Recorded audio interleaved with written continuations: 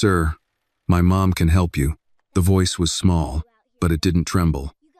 It carried across the quiet road and landed squarely in the space between the man and the dead machine in front of him.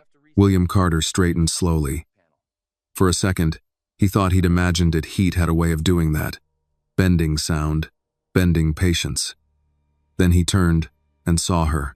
A little black girl stood a few steps away from the front of his car. She couldn't have been more than 6 years old. A worn pink backpack hung crookedly on her shoulders, the kind with a broken zipper that never quite stayed closed. Her braids were neat and tight, beads tapping softly together as she shifted her weight from one foot to the other. William frowned, more confused than annoyed now. "Your mom?" he repeated. He looked past her instinctively, scanning the road for an adult, for someone who might come running over and apologize for a child interrupting a stranger. There was no one, just the long, empty stretch of asphalt, the dry grass on either side, and the late afternoon sun pressing down like a hand on the back of his neck. He looked back at her. "Help me how?" he asked. "Do you even know what's wrong with this car?" The hood was still open behind him, heat rolling up from the engine in waves. He had already checked everything he could without tools, without a computer, without the kind of access his money usually bought him. His phone sat useless in his palm, the screen still mocking him with no service. The girl didn't answer right away. She glanced at the open hood, then at his face, as if she were measuring him. "It's broken," she said finally, "so it needs fixing." William let out a breath that might have been a laugh in another situation. "That's a very simple way of putting it," he said. "But this isn't something just anyone can fix." She watched him carefully. "Why not?" "Because," he said, gesturing toward the car, "this is a very expensive machine. It's complicated. It needs specialists." She nodded slowly, as if absorbing that. Then she looked up again, her chin lifting just a little. "My mom's a mechanic," she said. "She fixes cars." William raised an eyebrow before he could stop himself. "Your mother fixes cars?" "Yes, sir." He glanced down at her hands, small, dusty, clutching one strap of her backpack and then back toward the empty road. "And you think," he said, choosing his words with care, "that your mother can fix this car, right now, out here?" She nodded. "Yes." He shook his head, a short, disbelieving motion. "You do realize," he said, "that even trained professionals struggle with this model? People who work in authorized facilities with the right equipment?" She didn't look offended. She looked patient. "My mom uses tools," she said. "And her hands, that did it." A quiet laugh slipped out of him, edged with frustration more than humor. He rubbed his forehead and exhaled. "This isn't a matter of effort," he said, "or goodwill. It's about expertise." Her eyes lit up at that word. "She has that," the girl said quickly. "Expert thing." "Expertise," he corrected automatically. "Yes. That." He studied her again. Really studied her this time. She wasn't asking for anything. Not money, not attention. She was simply standing there, offering a solution as if it were the most natural thing in the world. "What's your name?" he asked. "Annie." "Well, Annie," he said, softening his tone despite himself, "I appreciate you trying to help. Truly. But you shouldn't be stopping to talk to strangers on the road." Annie shrugged. "I talk to strangers with my mom all the time. That's how she gets customers." That caught him off guard. He smiled before he realized he was doing it. "She runs a shop?" he asked. "Yes." "Where?" "Down there," Annie said, turning and pointing past the bend in the road. "Not far." William followed the direction of her finger. The road curved gently, hiding whatever lay beyond it. He hesitated, then asked the question that had been forming since she'd first spoken. "And your mother," he said. "She's fixed cars like this before?" Annie didn't hesitate. "She fixed a helicopter." He stared at her. "A helicopter?" "Yes." He let out a short laugh, sharper this time. "You're going to have to forgive me if I find that hard to believe." She didn't seem offended. If anything, she looked slightly disappointed in him. "She fixed an airplane too," Annie added.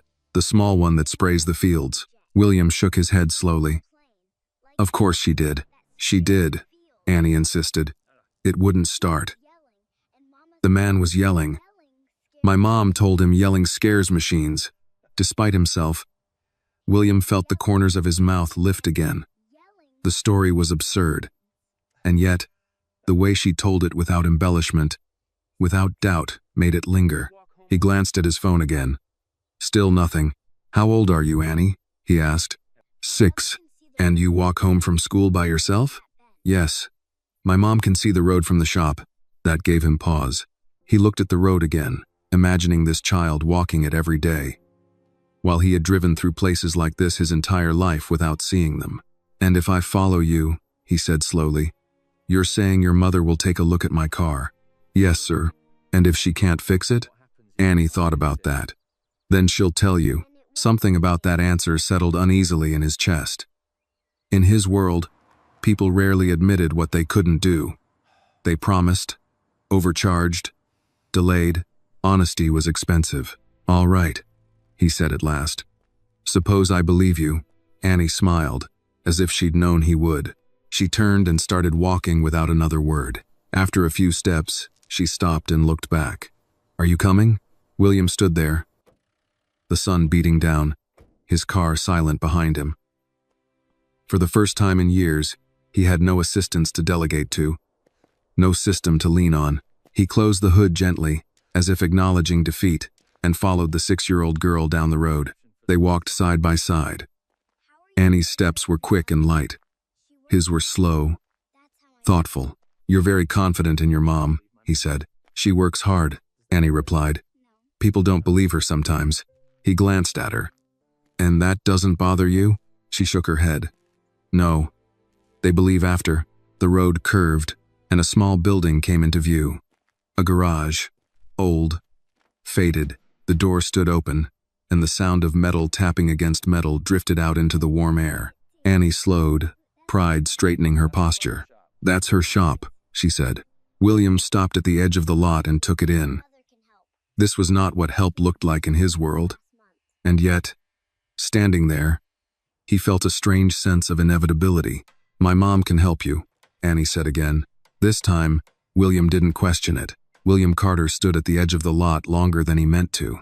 The garage looked exactly like what it was, old, practical, and unconcerned with appearances. The white paint on the wooden walls had yellowed with time, flaking in places where the sun and winters had taken their share. A hand-painted sign hung slightly crooked above the open bay door. The letters were faded but readable, done by someone who hadn't worried about perfection, only clarity. Annie waited a few steps ahead of him, rocking gently on her heels. She didn't rush him. She didn't look back again. She seemed to know he would follow. Inside the garage, the sound of metal against metal rang out, steady and unhurried. Someone was working. Not angrily, not frantically, just working. William took a breath and stepped forward. The smell hit him first: oil, dust, warm rubber, and something faintly metallic. It was a smell he associated with childhood memories he rarely visited anymore. Back when his father used to change the oil in their driveway because they couldn't afford a shop. He hadn't thought of that in years. A woman slid out from beneath the hood of an old pickup truck parked on a lift. She moved with the easy confidence of someone who knew exactly where her body was in space, wiping her hands on a rag as she straightened. She was black, mid-30s, maybe a little older. Her hair was pulled back into a low bun, practical, a few loose strands clinging to her temple with sweat. Grease smudged one cheek. She wore worn jeans and a plain gray t-shirt. Sleeves rolled up, forearms strong and marked with faint scars that told their own quiet story. Her eyes lifted, sharp and assessing, and landed on William. For a moment, neither of them spoke. Then Annie broke the silence. "Mom," she said, stepping forward. His car broke down on the road. "I told him you could help." The woman's gaze flicked briefly to her daughter, then back to William. There was no surprise in her expression, no flattery, no nervousness.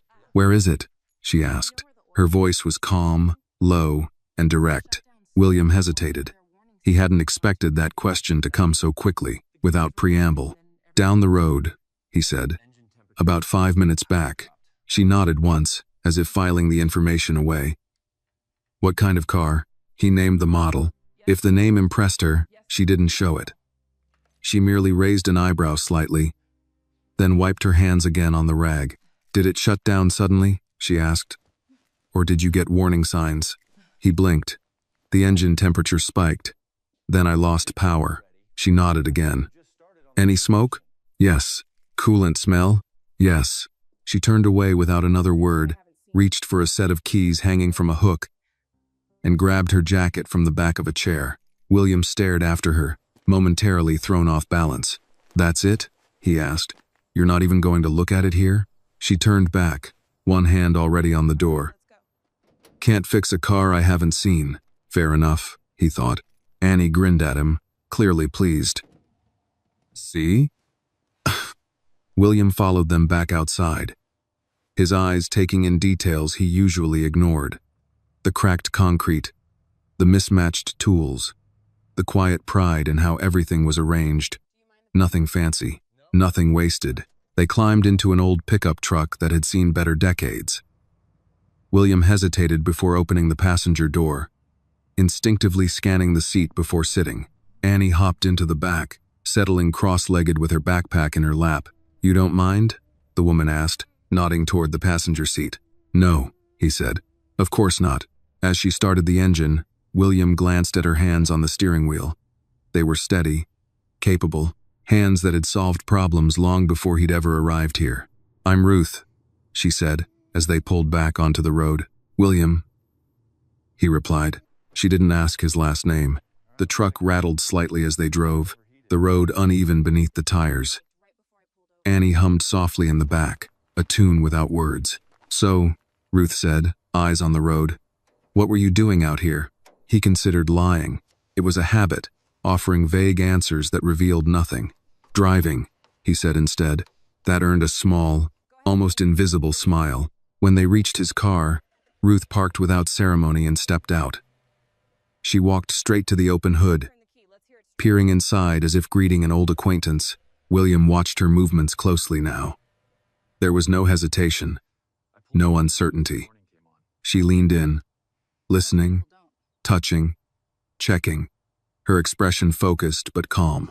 He realized he was holding his breath. "Turn the key," she said. He did. The engine struggled, coughed, then fell silent again. Ruth nodded. "Thought so." She reached for a tool from her truck, then paused. "Mind if I ask," she said without looking at him, "how long you let it run hot?" William frowned. "I pulled over as soon as the warning came on." "That's good," she said. "Most people don't." There was something in the way she said people, as if she meant something more than just drivers. She worked in silence for several minutes, and William found himself oddly reluctant to interrupt.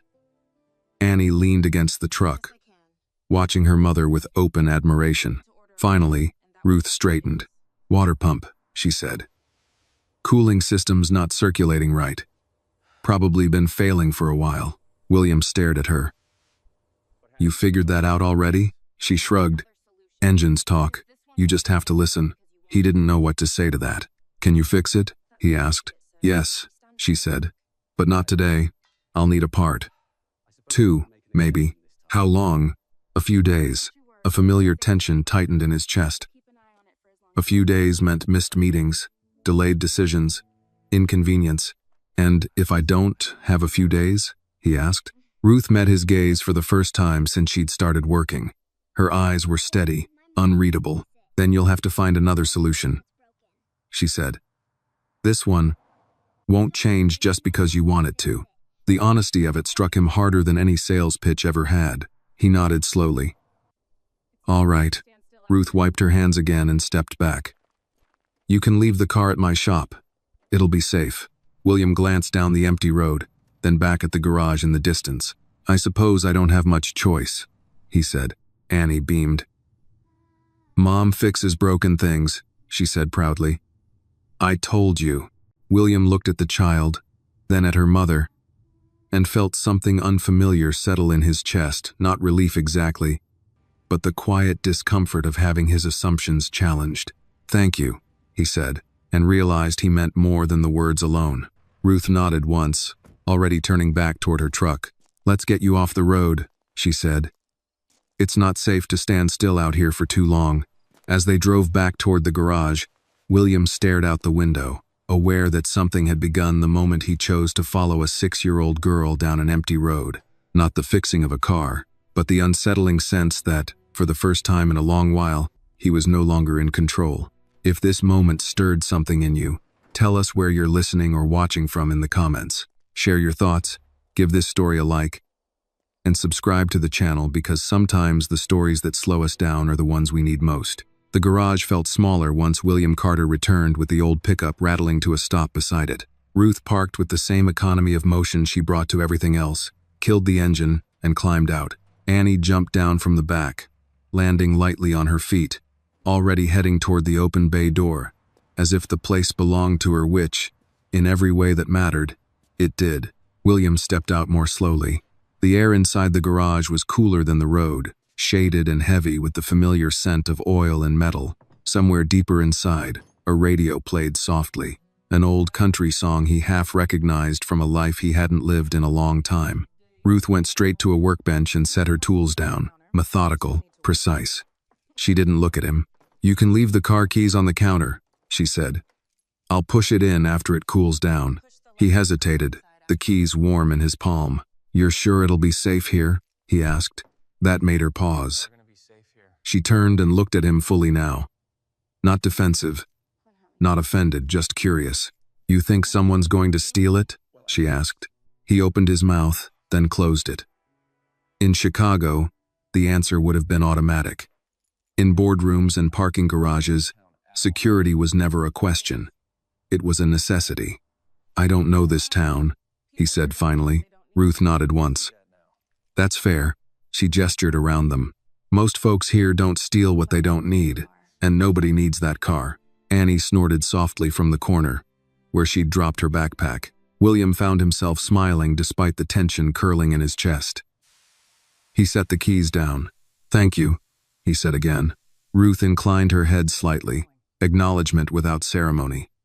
"You'll want to make arrangements to get where you're going." "Yes," he said, the word heavier than it should have been.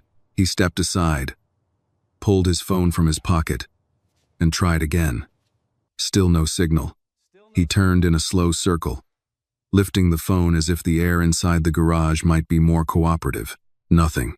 Ruth watched him for a moment, then reached under the counter and pulled out an old landline phone.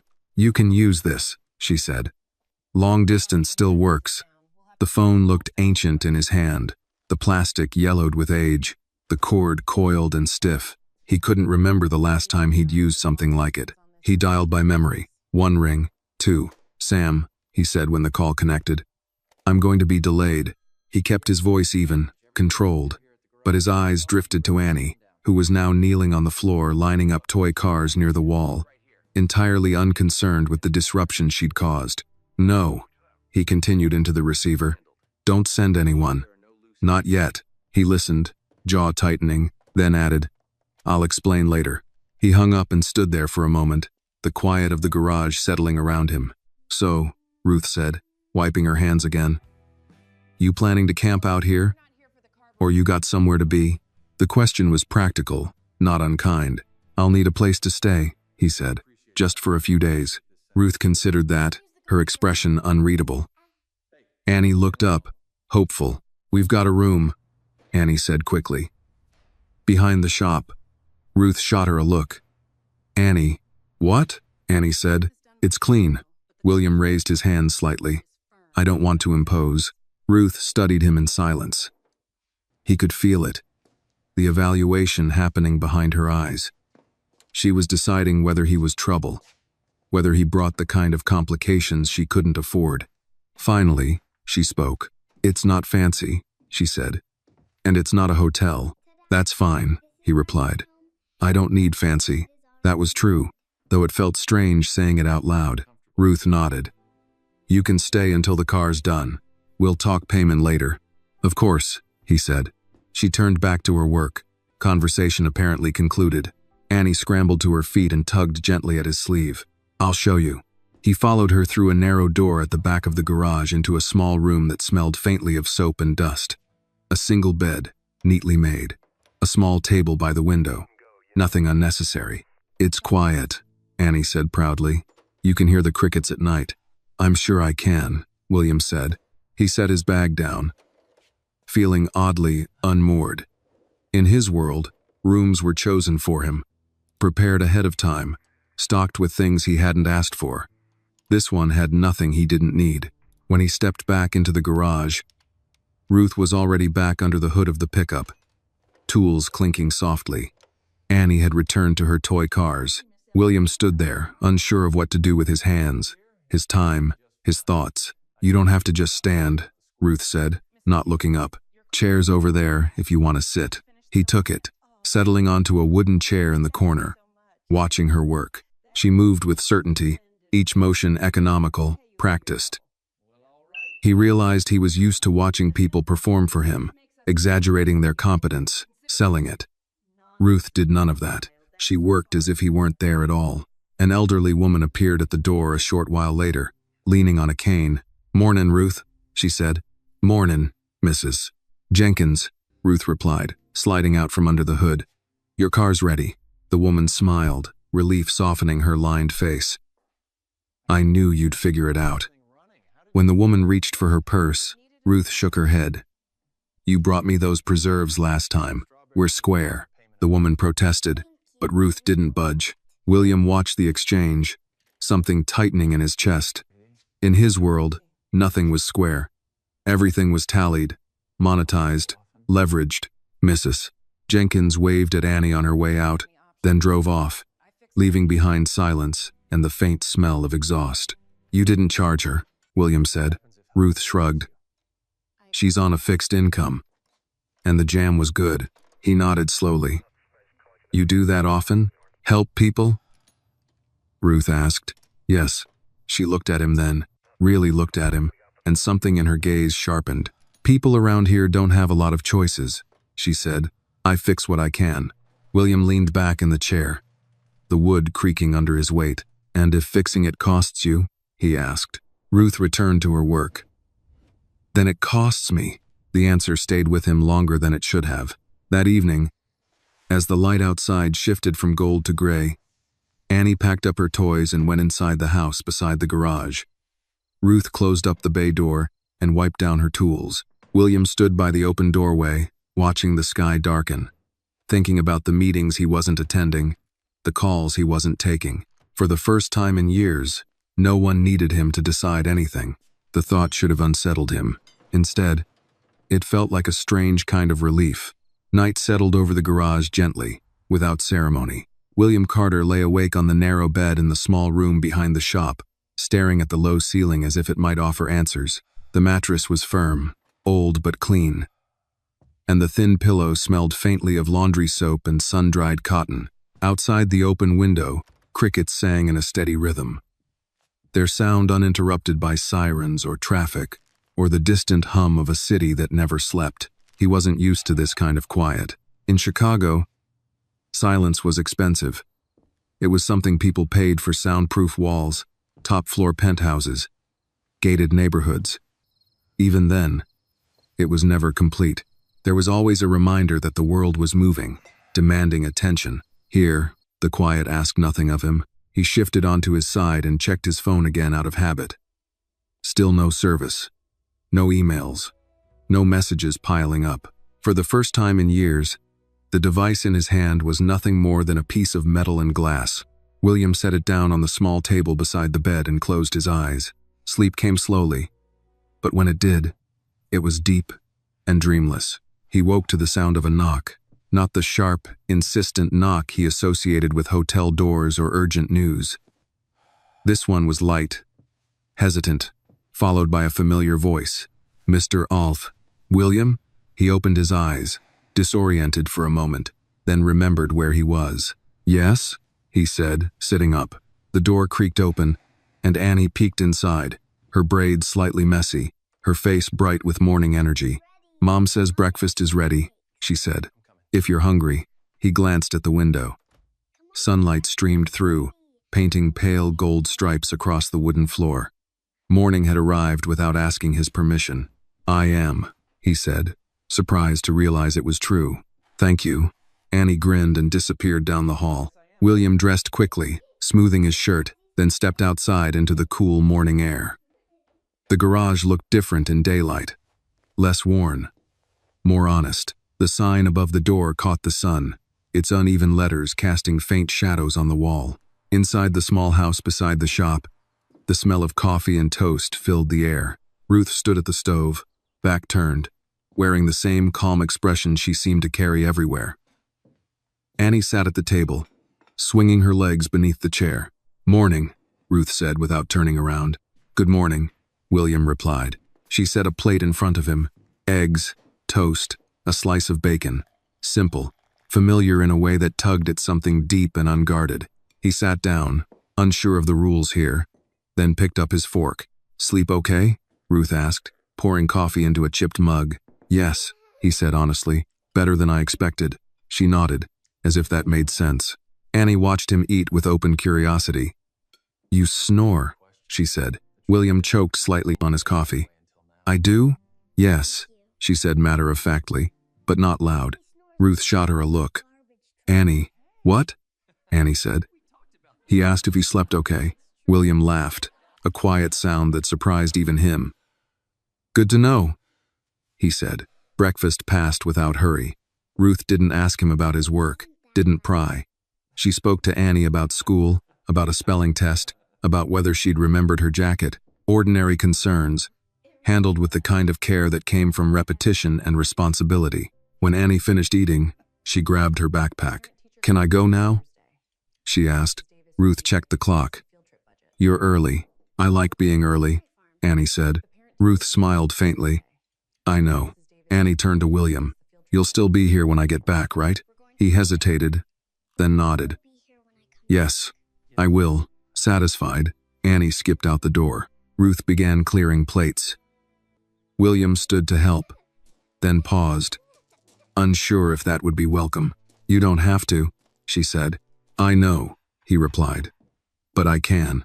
She studied him for a second, then handed him a dish towel. "All right." They worked in silence, side by side. The rhythm felt natural, unforced. When they finished, Ruth wiped her hands and reached for her keys. "I'm heading into town to order parts," she said. "I'll be back in a couple of hours. Is there anything I can do?" he asked. She considered that. "You can stay out of the way." He smiled. "I think I can manage that." After she left, the house felt quieter, emptier. William wandered back into the garage and sat in the same wooden chair from the day before. The radio played softly again. A different song this time. Something about lost highways and second chances. He watched the light move across the concrete floor and thought about how rarely he allowed himself to simply exist without an agenda. A car pulled into the lot mid-morning. Then another. People came and went, greeting him with polite nods or curious glances. No one asked who he was. No one seemed impressed. At noon, Ruth returned, carrying a small box. "Parts should be here tomorrow," she said. "Day after at the latest." "Thank you," William replied. She set the box down and glanced at him. "You all right?" "Yes," he said. Then, after a pause, "I think so." That afternoon, as Ruth worked on another car, William found himself paying closer attention to the way she spoke to customers, to the way she explained problems without condescension, to the way people listened. At one point, a man argued over a price, his voice rising. Ruth didn't match his volume. She waited until he finished, then calmly explained her costs. When he left, still grumbling, she returned to her work without comment. "You don't take it personally," William observed. Ruth wiped her hands. "If I did, I wouldn't last." The words echoed in him. Later, Annie returned from school, bursting through the door with stories about spelling words and playground disputes. William listened, nodding, occasionally asking a question. Annie beamed under the attention. As evening settled in again, William realized he hadn't thought about Chicago once all day. That realization unsettled him more than it should have. He stood outside as the sun dipped low, painting the sky in shades of orange and purple. Ruth joined him, arms folded, gazing at the horizon. "Town looks different at this hour," she said. "It does," he agreed. They stood there in silence, the kind that didn't demand filling. William knew this was only the beginning. Something had shifted when he followed Annie down that road. He didn't yet understand what it would cost him. but for the first time in a long while, he felt willing to find out. The second morning began differently. William Carter woke before the knock came. He lay still for a few moments, listening. The crickets from the night before had fallen silent, replaced by the low murmur of early traffic somewhere far off and the soft clink of tools from the garage. Ruth was already awake, working. The thought settled into him with an odd weight. In his old life, mornings were managed by assistants, scheduled down to the minute. Here, the day had started without him, and no one seemed to notice. He dressed quietly and stepped outside. The air was cooler than the day before, carrying the smell of damp earth and motor oil. The garage door was already open. Ruth stood beside a sedan, hood raised, sleeves rolled up, her posture relaxed but intent. Annie sat on a stool near the workbench, swinging her legs and coloring in a battered notebook. Ruth glanced up when she noticed him. "Morning," she said. "Morning," he replied. She nodded toward the coffee pot sitting on a small table near the wall. "Help yourself." He poured a cup and leaned against the doorframe, watching her work. There was a rhythm to it. Check. Listen. Adjust. Test. No wasted motion. No show. Annie looked up from her drawing. "Mom," she said, "he's watching like he's in school." Ruth smiled faintly. "He can watch." William raised his cup slightly in acknowledgement. "I'm learning." Annie giggled and went back to coloring. A customer arrived mid-morning, a man in his late 50s with tired eyes and a work jacket stained from years of use. He greeted Ruth by name, nodded politely at William, and launched into an explanation of a noise his truck had been making for weeks. Ruth listened without interrupting. When he finished, she asked a few precise questions, then popped the hood. William watched the exchange closely. There was no rush, no attempt to upsell or impress, just problem solving. "Can you take a look today?" the man asked. Ruth nodded. "I can. Might take a few hours." "That's fine," the man said. "I'll wait." He glanced at William, curiosity flickering in his eyes. "You family?" "No," William said. The man nodded, satisfied. "Well, she'll take care of you," he said, jerking his thumb toward Ruth before heading to a chair by the wall. William felt something tighten in his chest at the casual certainty of the statement. Late morning. A black SUV rolled slowly past the garage, its windows tinted dark. William noticed it immediately. Years of habit sharpened his attention, trained him to mark details others ignored. The vehicle didn't stop. It continued down the road and disappeared around the bend. Ruth didn't react. Annie didn't even look up. But William remained still, coffee cooling in his hand, a familiar unease stirring beneath the surface calm. He told himself it was nothing. A coincidence. Not every dark window hid intent. Still, he made a note of it. When Ruth finally took a break, she wiped her hands and sat on an upturned crate. "You look tense," she said. He hesitated. "Do I?" "Yes." He considered deflecting, then didn't. "I'm not used to slowing down." Ruth nodded. "Most people aren't." "And you?" he asked. "You ever want more than this?" She followed his gaze around the garage, the concrete floor, the worn tools, the quiet hum of work. "This is more," she said. The simplicity of the answer unsettled him. After lunch, sandwiches eaten standing up, Annie tugged at his sleeve. "Can you help me?" she asked. "With what?" he said. "Homework." Ruth glanced over. "If he wants to." William nodded. "I do." They sat at a small table in the house, Annie spreading out worksheets filled with simple math problems. Addition, subtraction, numbers small enough to count on fingers. "I don't like this part," Annie said, pointing to a row of problems. "Why not?" he asked. "It's boring." He smiled. "What if we made it less boring?" He grabbed a handful of toy cars from a box in the corner and lined them up. "If you have 5 cars," he said, "and you give me 2, how many do you have left?" Annie's eyes lit up. She counted carefully. 3. Exactly. They worked through the sheet that way, Annie growing more confident with each problem. When she finished, she beamed. "I'm good at this," she said. "Yes," he said. "You are." Ruth watched from the doorway, arms folded, something unreadable in her expression. That afternoon, another SUV passed by, slower this time. William stood a little straighter. "Something wrong?" Ruth asked. He shook his head. Probably not, but his eyes followed the vehicle until it vanished. As evening approached, the man with the truck paid Ruth and left with a grateful nod. The garage quieted. Annie packed up her homework, humming to herself. Ruth locked up and leaned against the door. "You're welcome to stay for dinner," she said, "if you want." William hesitated. Old instincts told him to decline, to maintain distance, but those instincts had already led him to an empty road with a dead engine. "I'd like that," he said. Dinner was simple pasta, a jar of sauce, bread warmed in the oven. Annie insisted on setting the table. William helped, unsure if he was doing it right. As they ate, Annie talked about school, about a girl who wouldn't share crayons, about a boy who said girls couldn't be good at math. "And what did you say?" Ruth asked. "I said my mom fixes cars," Annie replied proudly. William laughed, then stopped when he realized how true that sounded. After dinner, Ruth poured tea and stepped out onto the porch. William followed, the evening air cool against his skin. They sat in silence for a while, watching the sky darken. "You don't talk much about yourself," Ruth said finally.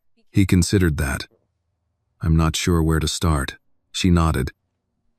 "You don't have to." The black SUV didn't return that night, but William didn't sleep easily. Somewhere between the sound of crickets and the memory of tinted windows, he realized something he hadn't wanted to admit. Whatever had brought him to this place wasn't finished with him yet. The storm arrived without warning. William Carter noticed it first by the smell, the sharp, clean scent of rain carried on a sudden wind that swept through the open garage door. The sky, which had been clear and pale all afternoon, darkened in uneven patches, clouds rolling in low and fast from the west. Ruth looked up from the engine she was working on and frowned slightly. "That came in quick," she said. Annie was sprawled on the floor nearby, coloring again, her shoes kicked off and forgotten. She looked up when thunder rumbled in the distance, low and heavy. "I don't like that sound," she said. Ruth wiped her hands and glanced outside. "It'll pass." But even as she said it, another crack of thunder split the air, closer this time. Rain followed almost immediately, heavy drops striking the metal roof in sharp, irregular bursts. Annie flinched. William felt something shift inside him. The child's shoulders had tightened, her hands curling around her crayons. "Storms scare you?" he asked gently. Annie nodded. "They're loud." Ruth crouched beside her. "You're safe. It's just noise." Annie nodded again, but her eyes stayed fixed on the doorway, where rain now poured down in sheets. The thunder came again, louder than before. Annie bolted to her feet and wrapped her arms around her mother's leg. Ruth rested a hand on her head, steady and reassuring. "Hey, it's all right." William stood there, unsure of his place, watching the exchange with a strange ache in his chest. He remembered storms from his own childhood, how his mother used to sit on the edge of his bed, humming softly until the noise faded. He hadn't thought about that in decades. "Do you want me to tell you a story?" he asked Annie. She peeked out from behind Ruth's leg. "What kind?" "A quiet one," he said. "The kind storms don't like." That earned him a small smile. They moved inside the house as the rain intensified. Ruth closed the door, shutting out the worst of the sound. Annie curled up on the couch, tucking her legs beneath her. William sat on the edge of a chair nearby. "Once," he began, unsure where the words were coming from, "there was a town where storms came all the time. People learned to listen for the space between the thunder, because that's where the quiet lived." Annie frowned thoughtfully. "Did it work?" "Yes," he said. "They learned the storms didn't last forever." The thunder rolled again, but this time Annie didn't flinch. Ruth watched him from the kitchen doorway, her expression thoughtful. When the storm finally moved on, leaving only a steady drizzle behind, Annie had fallen asleep, her head resting against a pillow. Ruth covered her with a blanket. "Thank you," she said softly. William nodded. "She reminds me of someone I used to know." Ruth didn't ask who. Later that evening, after Annie was settled in her room, Ruth stepped out onto the porch with 2 mugs of tea. William joined her. The rain now reduced to a faint mist drifting across the fields. The air was cool and damp, the sky heavy with clouds that hid the stars. "You handled that well," Ruth said. "I didn't do much," he replied. She shook her head. "You showed up." That counts. The words stayed with him. They sat in silence for a while, listening to water drip from the edge of the roof. People don't usually stay, Ruth said suddenly. He turned to her. Stay where? Here, she said.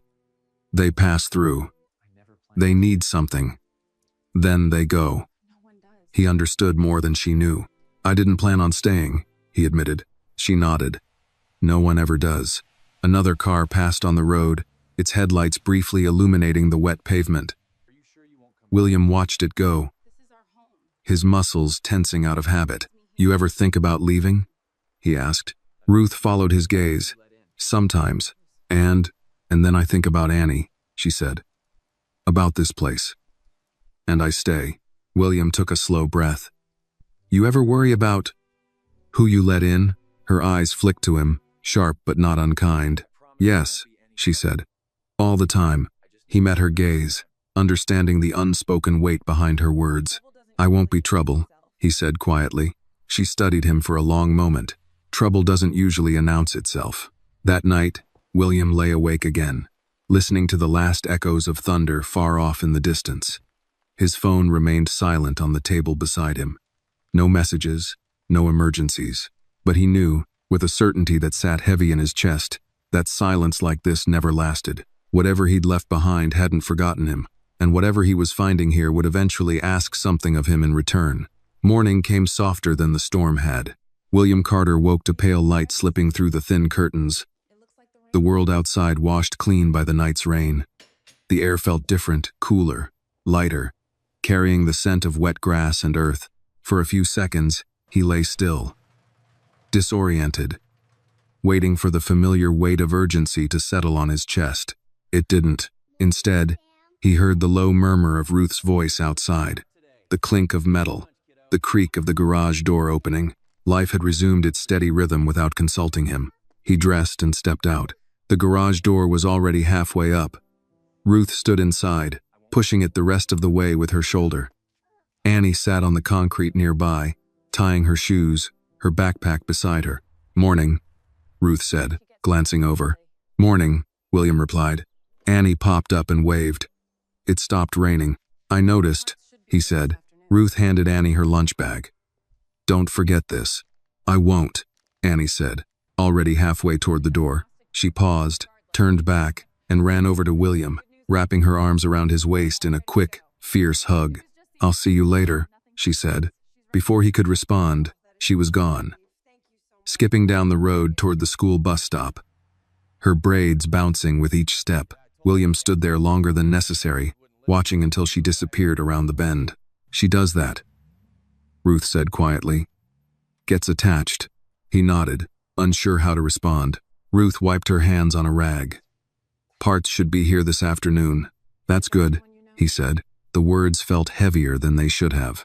The morning passed with the usual flow of customers. William stayed mostly out of the way, sitting on his wooden chair, observing. He noticed things now, the way Ruth's tone shifted depending on who she spoke to, the way people relaxed around her, trusting her without needing proof. Late morning, the black SUV returned. This time, it slowed noticeably as it passed the garage. William felt it before he saw it. His spine straightened, muscles tightening, every sense sharpening as if a switch had been flipped inside him. Ruth didn't look up from the engine she was working on. The SUV continued down the road and disappeared again. William exhaled slowly. Someone you know? Ruth asked, her voice neutral. He hesitated. No, that wasn't entirely true. She studied him, then nodded once. All right, but the air between them had changed. After lunch, the delivery truck arrived with the parts. Ruth signed for the box and carried it inside, setting it on the workbench. I'll start on it now, she said. William stood, watching her unpack the parts with practiced efficiency. How long? He asked. If everything goes smoothly, she said, you'll be back on the road tomorrow. Tomorrow. The word landed hard. He nodded. Let me know if you need anything. She glanced at him. You can hand me the wrench. He did, their fingers brushing briefly. The contact was accidental, but neither of them moved away right away. The rest of the afternoon passed in focused silence. William found himself anticipating her needs before she asked, passing tools, holding a light, stepping back when she needed space. He didn't speak much. He didn't need to. As the sun dipped lower, Ruth finally straightened, stretching her shoulders. "That's it for today," she said. "I'll finish up in the morning." William nodded. "I appreciate it." She met his gaze. "You're welcome." Annie returned just before dusk, her voice announcing her presence before she even reached the garage. "Mom, guess what?" Ruth smiled. "What?" "I got all my spelling words right," Annie said proudly. "Even the long one." "That's great," Ruth said, pulling her into a hug. Annie turned to William. "He helped me practice yesterday." Ruth looked at him, something softening in her eyes. "Thank you." He shrugged slightly. She did the work. Dinner that night was quieter. Annie talked less, tired from the day, eventually yawning and dragging her blanket to the couch. Ruth tucked her in there instead of sending her to bed, letting her drift off to the sound of adult voices. After Annie fell asleep, Ruth and William stepped out onto the porch again. The sky was clear now, stars beginning to peek through the fading blue. The fields stretched out endlessly, calm and indifferent to the worries of people passing through. "You've been on edge all day," Ruth said. He didn't deny it. "I saw a car earlier." She waited. "I don't think it was random," he added. Ruth folded her arms, leaning against the porch rail. "Do you want to tell me what's going on?" He considered lying. It would be easier, safer, but something about this place made lies feel heavier. "I have business problems," he said carefully. "People who don't like loose ends." Her jaw tightened slightly. "And are those people likely to come here?" "I don't know," he admitted. "That's what worries me." Silence stretched between them. "I won't have Annie put at risk," Ruth said finally, her voice firm. "I know," he said quickly. "And I wouldn't let that happen." She turned to face him fully. "You don't get to decide that alone." He met her gaze, understanding the boundary she was drawing. "You're right," he said. Another car passed on the road. Just a local truck this time. Neither of them moved until it was gone. "Sometimes," Ruth said quietly, "helping someone means knowing when to send them away." The words struck deeper than she probably intended. He nodded slowly. "Sometimes staying causes more harm than leaving." She watched him closely. "Is that what you're thinking about?" "Yes," he said. They stood there, the unspoken weight of tomorrow hanging between them. Inside, Annie shifted in her sleep, murmuring something unintelligible, then settling again. William listened, his chest tightening. He had spent most of his life outrunning consequences, insulating others from the fallout of his choices with money and distance. But here, distance felt like a blade. That night, as he lay awake, he realized the truth he had been avoiding. The car being fixed wasn't the real problem. Leaving was. The night didn't let William Carter go easily.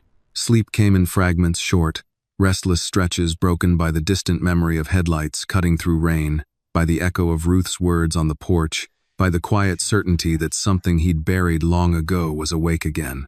When he finally gave up, dawn was already seeping into the sky, thin and gray. He dressed quietly and stepped outside. The world was still.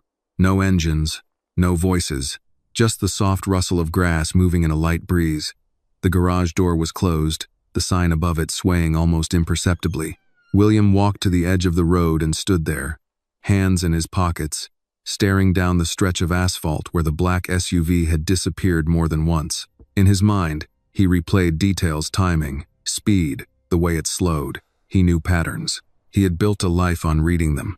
This one didn't feel accidental. Behind him, the garage door creaked open. Ruth stepped out, carrying a mug of coffee. She stopped when she saw him standing there alone. "You're up early," she said.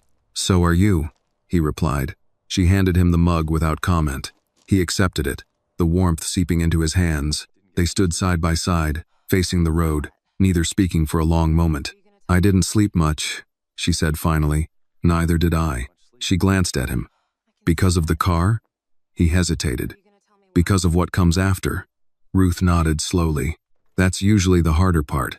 The sound of footsteps broke the quiet. Annie emerged from the house, rubbing her eyes, dragging her blanket behind her like a tail. "You left," she said, her voice thick with sleep. "I woke up and you weren't there." William turned immediately. "I'm here," he said gently. She walked over and leaned against his leg, pressing her face into his side for a moment before straightening. "Are you leaving today?" she asked. The question was too direct, too honest. William looked at Ruth, then back at Annie. "Not today." Annie nodded, satisfied, and wandered back inside. Ruth watched her go, her expression unreadable. "She asks because people don't always say goodbye," Ruth said quietly. "I know," William replied. Breakfast was quieter than usual. Annie ate slowly, glancing at William more than once as if checking that he was still real. Ruth moved through her routine, steady and composed, but William could feel the tension beneath it. Mid-morning, Ruth rolled up the garage door and got back to work on his car. William stayed close, handing her tools, holding the light when she asked.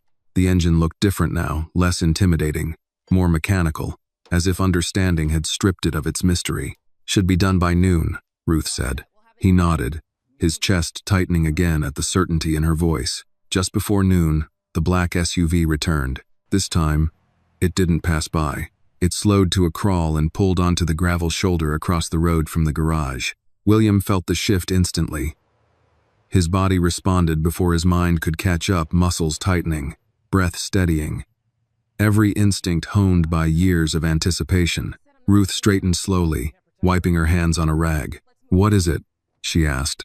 "Stay inside," he said, his voice low. She turned to face him, her eyes sharp. "You don't get to tell me that." The SUV idled, engine humming, tinted windows concealing whoever sat inside. Annie appeared at the doorway, drawn by the change in the air. "Mom?" she said. Ruth moved toward her immediately, placing a hand on her shoulder. "Go inside, Annie." "But..." Now, Annie hesitated, then obeyed, disappearing back into the house. William stepped forward, positioning himself slightly in front of Ruth without making it obvious. The SUV's driver's side window rolled down halfway. A man leaned out, mid-40s, sunglasses, suit too expensive for the dust it gathered. "Car trouble?" the man called out, his tone light, almost friendly. Ruth didn't answer. William did. "No," he said. "We're fine." The man's smile didn't reach his eyes. "That's good to hear." His gaze lingered on William, assessing, confirming. "Mind if I ask how long you're staying?" the man asked. Ruth's hand tightened on the rag. William didn't break eye contact. "Just until the car's ready." The man nodded slowly. "Must be nice," he said.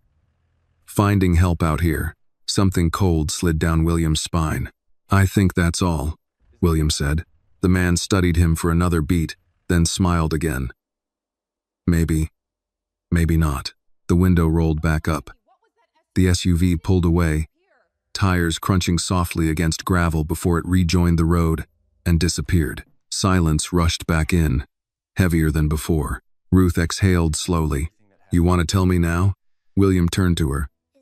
He could see it in her eyes, the calculation, the concern, the line she would not allow anyone to cross. "Yes," he said. "I do." They went inside, closing the door behind them. Annie sat at the table, her coloring forgotten, watching their faces. "Is everything okay?" she asked. Ruth knelt in front of her. "It will be." William waited until Annie was distracted with a snack before speaking.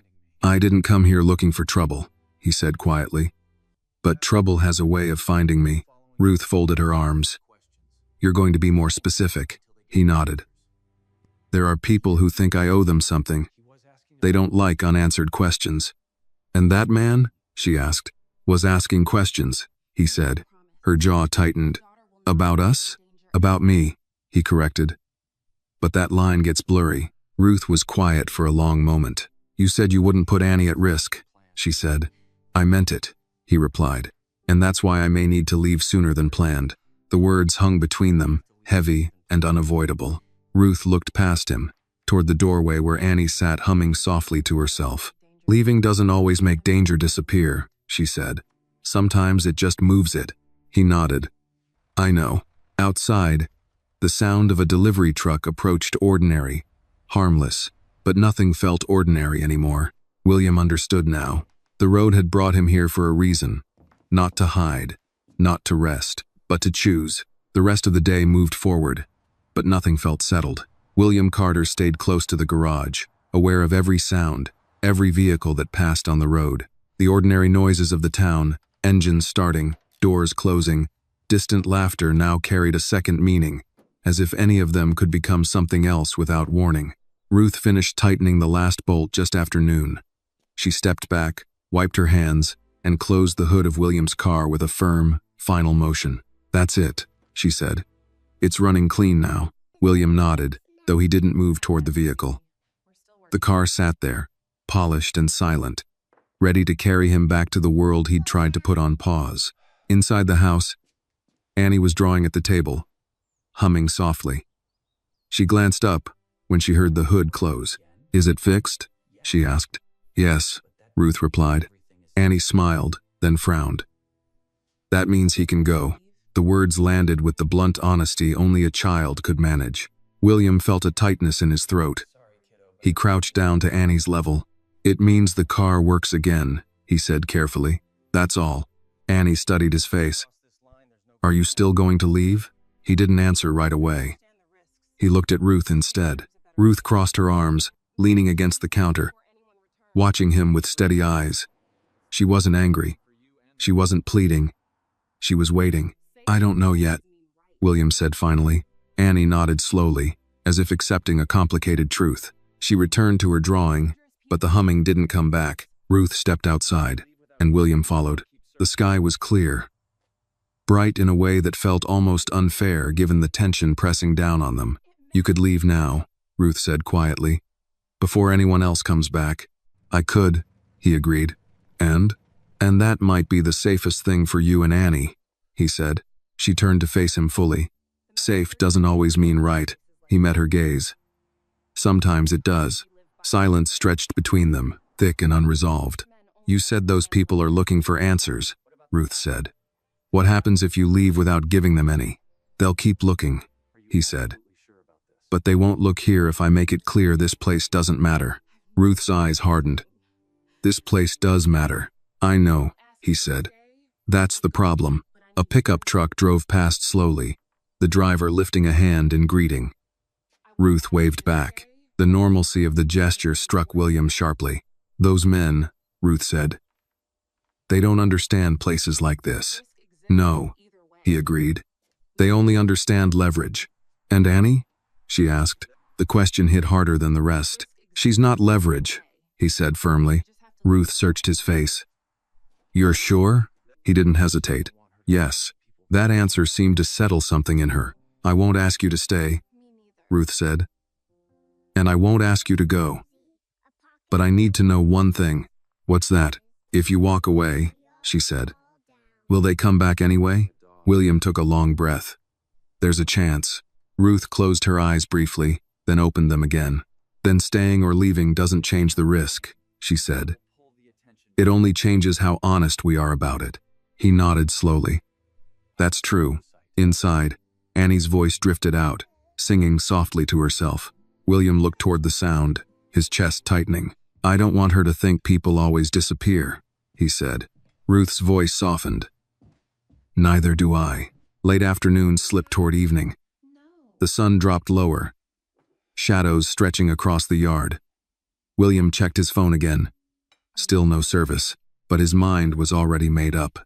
"I'll leave tomorrow morning," he said at last. "Early." Ruth didn't react immediately. "I'll make it clear I'm not staying," he continued. "I'll draw their attention back where it belongs." "And tonight?" she asked. "Tonight," he said. "I stay out of sight." She considered that, then nodded. All right. Dinner that evening was subdued. Annie ate quietly, pushing her food around her plate. "Are you mad?" she asked suddenly. Ruth looked up. "No. Honey, are you sad?" Ruth hesitated. "A little." Annie turned to William. "Are you sad?" He swallowed. "Yes." Annie nodded as if that explained everything. After dinner, Annie insisted on showing William a story she'd written at school. He listened carefully, praising her handwriting, asking questions. Annie relaxed, her smile slowly returning. When bedtime came, Annie lingered in the doorway. "You'll say goodbye," she said. It wasn't a question. "Yes," William said. I promise. Satisfied, she went to her room. That night, William sat alone in the small room behind the garage, his bag packed at his feet. He stared at the wall, listening to the familiar sounds of the place, the creak of the house settling, the distant chirp of insects. He knew this wasn't an ending. It was a line being drawn. Tomorrow, he would step back onto the road. But he would not leave the same man who had broken down there days ago. The road hadn't fixed him, but it had shown him what was worth protecting. William Carter left before sunrise. He moved quietly, deliberately, the way he had learned to move long before this town, before this garage, before a 6-year-old girl had taken his hand on the side of the road. His bag was light. He hadn't brought much with him, and he wasn't taking much away. The sky was still dark, washed in deep blue and gray, when he stepped outside. The air carried the faint chill of early morning, cool enough to wake him fully. The garage was closed. The house was dark. He paused at the edge of the porch. This was the moment people usually rushed through. The moment they told themselves leaving was easier if they didn't look back. William looked back. Ruth stood in the doorway. She hadn't turned on the lights. She didn't need to. The early light caught the outline of her shoulders. Her arms folded loosely across her chest. She hadn't dressed for work yet. She hadn't slept much either. I heard you, she said softly. I didn't mean to wake you, he replied. I was already awake. They stood there, neither of them moving closer, as if crossing the space between them would make something irreversible. The car's ready, she said. I know. He glanced toward where it was parked, clean and waiting. It looked out of place in the early stillness, too polished for the dirt beneath it. You don't have to go yet, she added. He met her gaze. If I wait any longer, I won't go at all. She nodded slowly. That's what I thought. A small sound came from inside the house. A door creaked. Annie appeared in the hallway, rubbing her eyes, her blanket dragging behind her. You said you'd say goodbye, she said. William's chest tightened. He crouched as she walked toward him, her steps slow and careful, as if she were afraid the ground might change under her feet. I did, he said gently. And I will.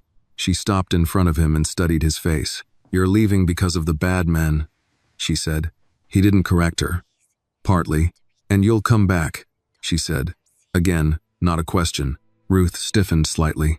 William looked at Annie, then up at Ruth, understanding fully what that promise would mean. Yes, he said quietly. I will.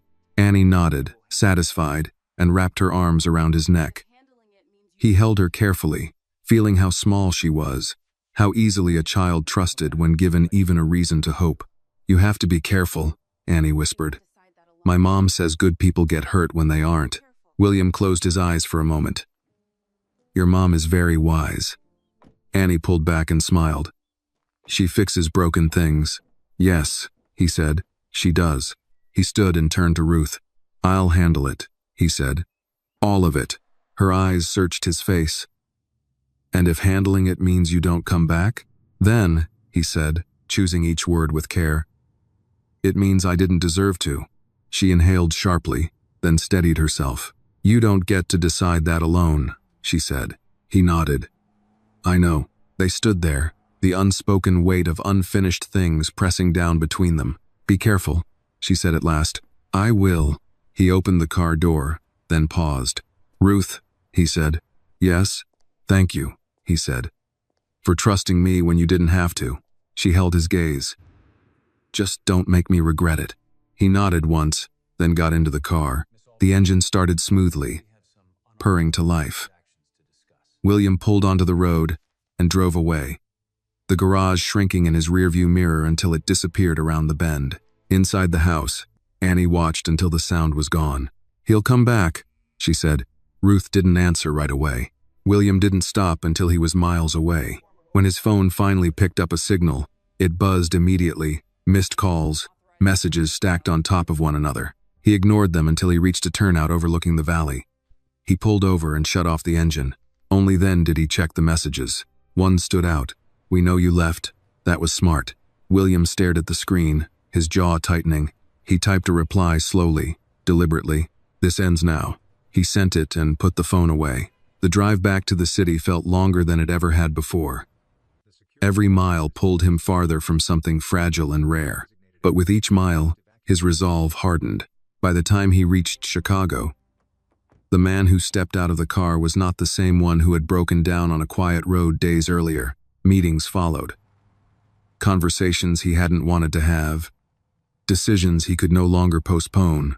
He found the leak in his operation within hours. It had always been there, hiding behind loyalty and convenience. By nightfall, he had names.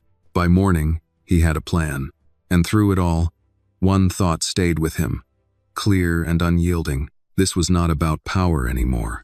It was about keeping a promise to a child who believed people could leave and still come back. Chicago greeted William Carter with noise and steel. The city never eased you back in. It took you whole, demanded your attention, reminded you who you were supposed to be. The skyline rose sharp and familiar, glass and ambition catching the morning light. Traffic pressed in from all sides, horns, sirens, voices layered over one another like competing claims. William felt none of it. He moved through the city with a calm that unsettled the people around him. The first meeting was held behind closed doors on the top floor of a building that didn't carry his name but might as well have. The room was all dark wood and controlled lighting, designed to make men feel smaller than the man at the head of the table. William took his seat without ceremony. Sam was already there. "You left without saying where you were going," Sam said, keeping his voice low. William didn't look at him. "I said I'd explain later." Sam studied him. "And now?" "Now," William said, finally meeting his eyes. "We have a problem." The room filled slowly. Familiar faces, loyal ones, men who had built their lives around William's decisions and benefited from his silence. He watched them take their seats, noting posture, eye contact, the way hands rested on the table. Patterns always revealed themselves to those willing to wait. "I'm going to ask a simple question," William said when everyone was seated. "And I want a simple answer." Silence fell immediately. "Who told them where I was?" No one spoke. William let the silence stretch. He had learned long ago that truth surfaced more easily when given room to breathe. "I didn't take my usual route," he continued evenly. "I didn't tell anyone where I was going. And yet someone came looking." A flicker of movement caught his eye. A man near the end of the table shifted slightly, adjusting his cufflinks. William noted it, said nothing. "Someone," he went on, "decided their interests mattered more than my safety." Still no one spoke. William leaned back slightly. "I'm not angry," he said, and it was true. "I'm disappointed." That did it. The man at the end of the table cleared his throat. "It wasn't supposed to be like that," he said quickly. "Just information." "Leverage?" William turned his head slowly. "Stand up," he said. The man hesitated, then rose, his face pale. "You told them where I was," William said. The man swallowed. "They offered protection, said it was just business." "Business," William repeated softly. He stood. The room seemed to shrink as he moved, his presence shifting the air around him. He stopped a few feet from the man, studying him with an expression that held no rage. "Did you think," William asked quietly, "that I wouldn't notice?" The man's voice trembled. "I didn't think it would reach you." William nodded. "That's always the mistake." He turned back to the table. "Remove him from the room." No one argued. The man was escorted out, his protests fading down the hall. William returned to his seat. "That was the warning," he said calmly. "There will not be another." The meeting ended soon after. Men left in silence, each carrying their own calculations, their own fear. Only Sam remained. "You're different," Sam said once the door was closed. William didn't deny it. "I saw something while I was gone." Sam leaned forward. "What?" "A reason," William replied. The days that followed were efficient, ruthless when they needed to be. William dismantled what threatened him with the precision of a man who no longer enjoyed the work but understood its necessity. He met with people he had avoided for years, cut ties that no longer served anything but habit, redirected power, shifted control, made himself smaller in places where he had once loomed too large. At night, he didn't sleep much. He thought about a quiet road, a small garage, a child who believed promises mattered. On the fourth night, his phone rang. An unknown number. He answered without hesitation. "They're watching you," the voice said. You should have stayed away. William's expression didn't change. You should have stayed quiet. A pause. You think you've won? William looked out over the city from his office window. Lights stretched endlessly, each one a life intersecting with another. I think, he said, that you don't understand what you threatened. The line went dead. William set the phone down and made one final call. When he finished, he sat alone, hands folded, breathing slow and steady. He knew this part of his life well. Knew how it ended. But this time, the ending wasn't the point. 3 weeks later, the city woke to headlines that spoke of arrests, investigations, and a network dismantled quietly, efficiently. Names surfaced. Others vanished. William watched it all from a distance. When it was done, he handed Sam a folder. You're in charge now, he said. Sam stared at him. You're walking away. Yes. You don't just walk away from this. William thought of Annie's arms around his neck, of Ruth's steady eyes. I do, he said. And I am. He packed his office that afternoon. Left behind the things that no longer fit the man he had become. When he drove out of the city, he didn't look back. The road stretched ahead, long and open, and for the first time, William Carter knew exactly where he was going. The road back felt longer than the road away. William Carter drove through the early morning with the windows cracked open, letting the cool air cut through the lingering weight of the city. Chicago fell behind him mile by mile. Steel and noise giving way to open land, to quieter skies. He didn't rush. For once, there was no reason to. He stopped only when he needed gas, paying in cash, exchanging polite nods with strangers who had no idea who he had been a month ago or who he had chosen not to be anymore. By the time the landscape began to look familiar, his chest had tightened into something that felt dangerously close to hope. The dirt road appeared just as he remembered it. Unchanged, ordinary, waiting. William slowed instinctively as he turned onto it, the tires crunching softly beneath him. The garage came into view around the bend, white walls catching the afternoon light. The sign swung slightly in the breeze. The door was open. His heart hammered once, hard enough to surprise him. He parked and stepped out slowly, as if moving too fast might make the moment vanish. For a second, he simply stood there, listening. Then he heard it. Laughter. High, bright, unmistakable. Mom! Mom! He's back! Annie burst out of the house like a small storm, her shoes untied, her braids flying. She ran straight at him without hesitation, colliding with his legs and wrapping her arms around him with all the force her 6-year-old body could manage. You came back, she said into his jacket. You really came back. William dropped to one knee and held her, his eyes closing as the tension he'd been carrying for weeks finally cracked. I promised, he said, his voice rough. I don't break promises. Behind Annie, Ruth stood in the doorway of the garage, a wrench still in her hand. She didn't move at first. William stood slowly, Annie still clinging to him, and met her gaze across the space between them. Everything unspoken sat there. Fear, doubt, longing, pride. You're early, Ruth said at last. I finished sooner than I thought, he replied. Annie pulled back just enough to look up at him. Are you staying? William glanced at Ruth. Careful, respectful. I'd like to, he said. If you'll let me. Ruth set the wrench down deliberately. She walked closer, stopping a few feet away, close enough now that he could see the exhaustion beneath her calm, the strength that had carried her through years of doing everything alone. You said you'd come back safe, she said. I did, he answered. You said you'd handle it. I did. She studied his face, searching for something that couldn't be faked. And the people who came looking for you? She asked. They won't come here again, he said. Not ever. Annie looked between them, sensing the weight of the moment. She took Ruth's hand and squeezed it. He kept his promise, Annie said firmly. You said that matters. Ruth closed her eyes for a brief second.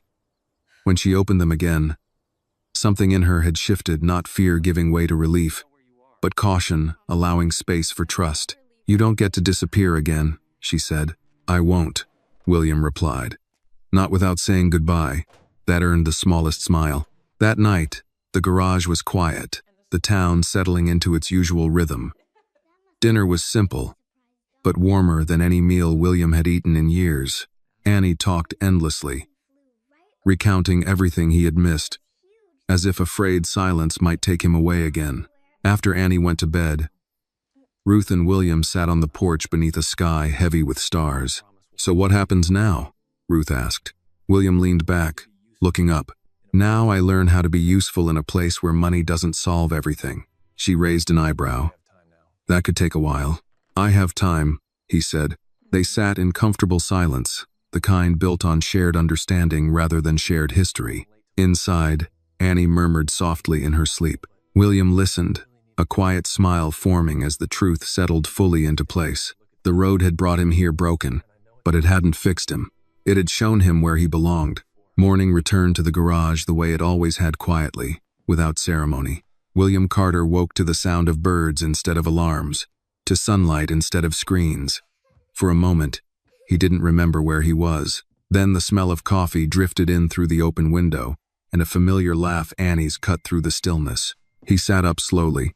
This time, there was no knot of fear in his chest, no instinct urging him to check his phone, to measure distance, to prepare for impact. The silence felt earned. He stepped outside. Ruth stood near the workbench, pouring coffee into 2 mugs. Annie sat on the floor nearby, building a city out of mismatched toy cars, narrating the story aloud as if the vehicles needed instructions on how to exist. "You're awake," Ruth said, handing him a mug. "I didn't want to miss anything," he replied. Annie looked up. "We're building traffic," she said seriously. "But the good kind, where nobody yells." William smiled. "That sounds like a miracle." Ruth watched him over the rim of her mug. "You don't have to stay today," she said carefully. "You can take time to figure things out." "I know," he said. "But I'd like to help." She raised an eyebrow. "You know how to fix cars?" "No," he admitted. "But I know how to listen." That earned a quiet huff of amusement. "All right," she said. "Start with sweeping." He took the broom without hesitation. The work was simple, physical, honest. William felt each movement in his arms, the grit beneath his shoes, the steady rhythm of doing something that produced an immediate, visible result. There was no strategy to consider, no hidden angles, just dust moving where he pushed it. A pickup truck pulled in mid-morning. Then another. Word spread quickly in a town this small. People noticed when someone new stayed, especially someone who had left and come back. A man in his 60s approached William as he finished sweeping. "You the fellow with the fancy car that broke down last week?" the man asked. "I was," William said. The man nodded. "Takes guts to come back after trouble." William didn't ask how he knew. "Sometimes it's the only way to do things right." The man studied him for a moment, then extended his hand. "Name's Harold." William shook it. "William, welcome," Harold said simply, then walked inside to talk to Ruth about his engine. That word stayed with William longer than it should have. "Welcome." Later that afternoon, Ruth handed him a rag and pointed to an old sedan. "Hold the light," she said. He did, angling it where she needed, learning without speaking. When she asked him to hand her a wrench, he knew which one without being told. She noticed. "You're paying attention," she said. "I've learned that not paying attention costs more," he replied. Annie wandered in and sat beside him, watching her mother work. "Mom fixes things," Annie said to no one in particular. "Yes," William agreed. "She does. And you?" Annie asked. "What do you fix?" The question caught him off guard. He thought about power structures, broken systems, damage he couldn't undo. He thought about promises. "I'm still figuring that out," he said honestly. Annie nodded, satisfied. "That's okay." By evening, his hands were dirty, his shirt streaked with oil. He hadn't worn clothes like this in years. They felt right. Dinner was louder than the night before. Annie insisted on telling Ruth every small thing William had done correctly, as if he were a new student earning marks. "He didn't complain," she said proudly. Ruth smiled faintly. "That's impressive." After Annie went to bed, Ruth and William sat on the porch again. "You don't owe us anything," Ruth said quietly. "I know," he replied. "That's why I'm staying." She studied him. "You could leave tomorrow. No one here would chase you." He nodded. I spent most of my life being chased by things I created. I don't want to run anymore. The night air carried the sound of crickets, steady and patient. You're changing your whole life, Ruth said. I already did, he answered.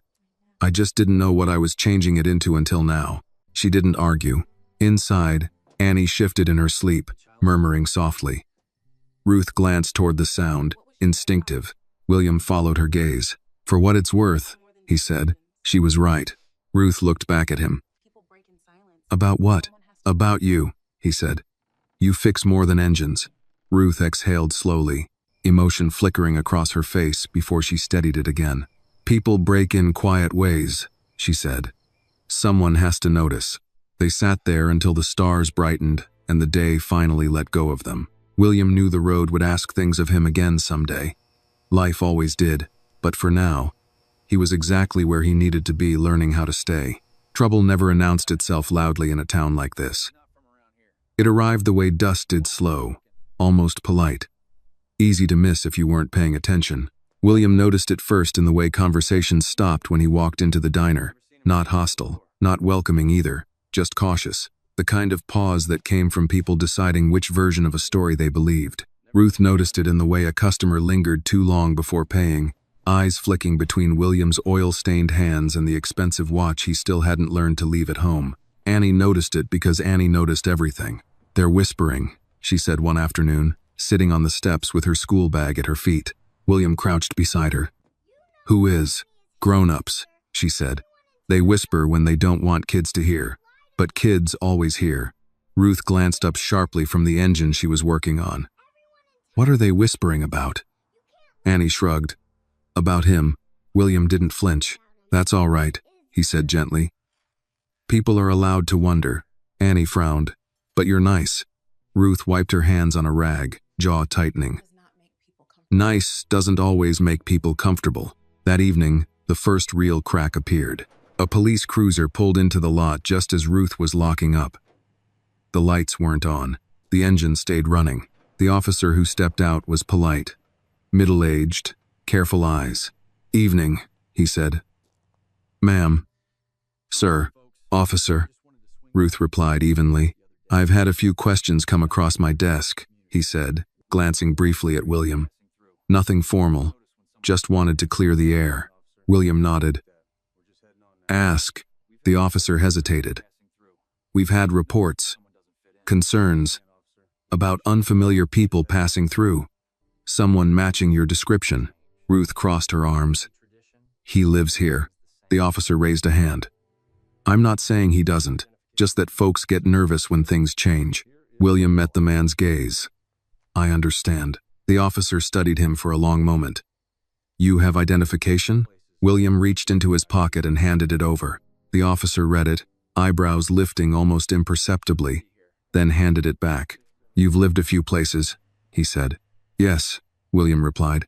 I've settled here. The officer nodded slowly. All right, that's all for now.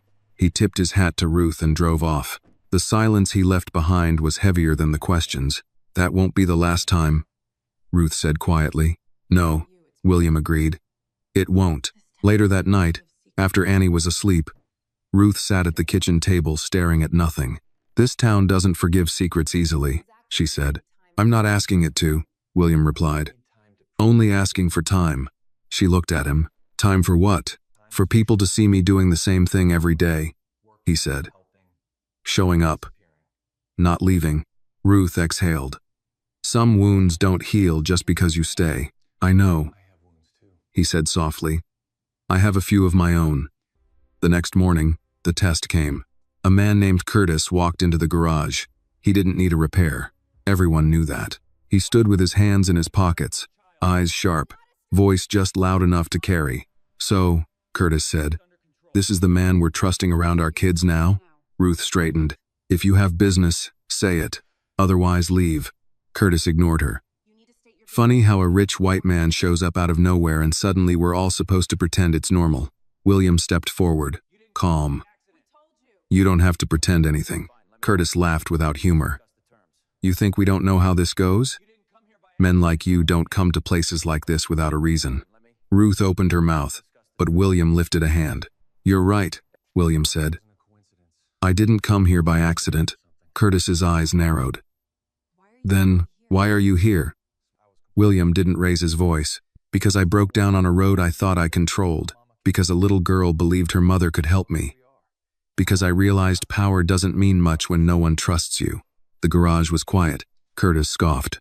"That's a pretty speech." "It's not a speech," William said. "It's the truth. You don't owe me belief. You don't owe me forgiveness. But I'm not leaving because someone is uncomfortable." Curtis stepped closer. "You think staying fixes things?" William met his stare. "No. I think leaving guarantees they never do." For a long moment, Curtis looked like he might say more. Then his gaze shifted to Ruth, to the garage, to the small shoes by the door. He shook his head. "We'll see." He left without another word. Ruth's hands were shaking. "That was a mistake," she said. William turned to her. "I won't hide." She looked at him. Fear and anger tangled together.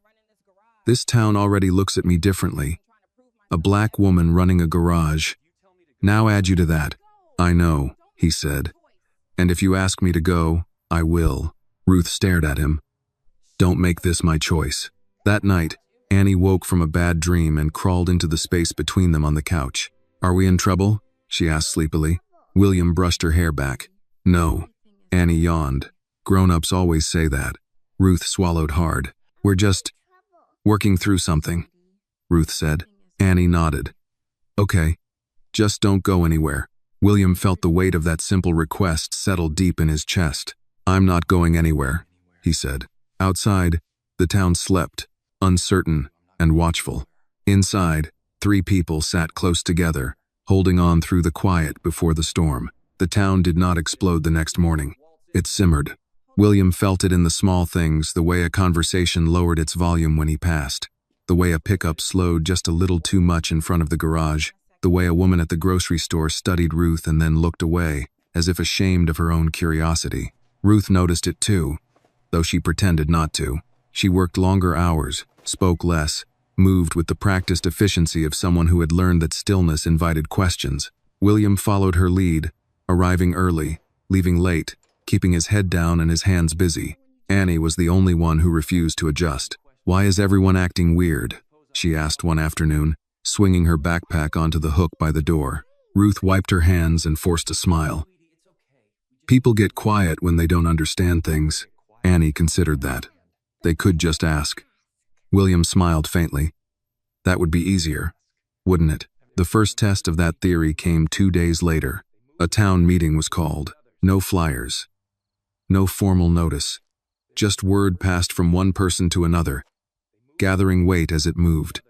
By sunset, everyone knew. By nightfall, everyone had an opinion.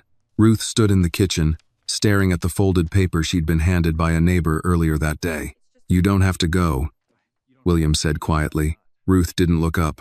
"If I don't, they'll decide without me." "And if I do go?" Annie asked from the table, coloring with fierce concentration. Ruth walked over and knelt beside her. "You're staying here with Mrs. Alvarez tonight." Annie frowned. "I don't want to miss it." "This isn't for kids," Ruth said gently. Annie glanced at William. "He can come, right?" William met Ruth's eyes. "If you want me there." Ruth hesitated. The room felt smaller for it. "Yes," she said finally. "You're coming." The town hall smelled of old wood and coffee that had been reheated too many times. Folding chairs filled the space, already occupied by familiar faces. Some nodded when Ruth entered. Others didn't. William felt the shift immediately. He took a seat beside Ruth, hands folded loosely in his lap. Posture open but alert. Years of reading rooms had taught him how quickly a crowd could turn. The mayor cleared his throat and called the meeting to order. "We're here to talk about concerns," he said carefully. "About changes. About safety." William noticed the word choice. Concerns, changes, safety. Words that could mean anything and everything at once. A man stood near the back. "Curtis." "We're not a big city," Curtis said, voice carrying. "We don't have the luxury of pretending we don't know how things work." Murmurs rippled through the room. "What exactly are you saying?" Ruth asked, calm but firm. Curtis turned toward her. I'm saying people don't just show up with money and a past and suddenly become harmless because they smile at a kid. William shifted slightly. That's fair, he said. Heads turned. I wouldn't trust me either, William continued evenly. Not without time, Curtis scoffed. You expect us to wait around while you decide who you are now? No, William replied. I expect you to judge me by what I do here, not by what you imagine I did somewhere else. An older woman stood. And what if what you did somewhere else follows you here? William nodded. Then, you should ask me to leave. The room stilled. Ruth turned sharply. That's not. William raised a hand. It's all right. He stood fully now. Tall but unthreatening. I won't bring danger into a place that didn't ask for it, he said. I won't hide. I won't lie. If my presence puts this town at risk, I will go. Curtis frowned. You just walk away? Yes, William said. Because staying when you're not wanted is another kind of violence. Silence followed. Then a voice near the front spoke up. Harold. He fixed my fence last week, Harold said. Didn't charge me. Just showed up when he said he would. Another voice followed.